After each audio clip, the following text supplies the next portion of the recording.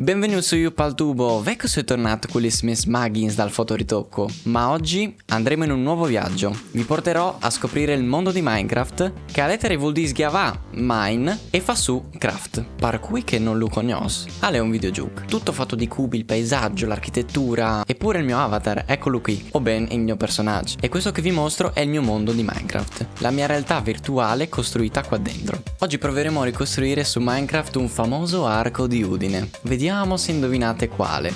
Intanto scominciamo dai materiali. Per costruirlo dobbiamo scegliere i blocchi, quindi tocca fare un salto nella mia banca dove immagazzino tutti i materiali necessari al world building, che in friulano potremmo tradurre come costruzione dal mondo. Bene, cerchiamo una zona dove costruirlo.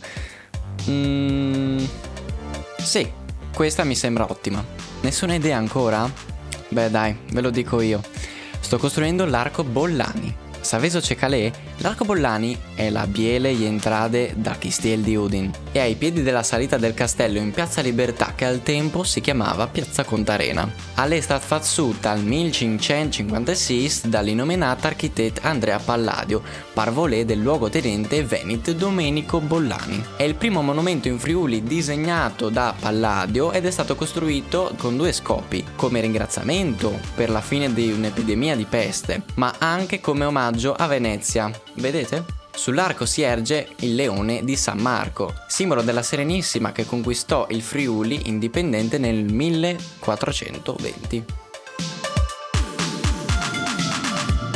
Voi lo vedo indutti in piere, ma tale in prim aveva le ali in ram. C'è succeduto dopo. Dal 1797 è stato buttato giù di che di Napoleon. Spiete provina vi dice che saresse l'aquile dal Friul tal pues dal Leon. Vioce che slus di che volte sod vignesie alle nostre autonomie la storia ha fatto il suo corso, E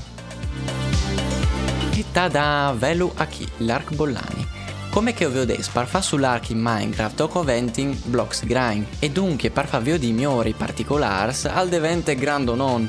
Per rendere migliore il paesaggio ho fatto anche qualche chiasute di qua di là e anche giuntato qualche arbol.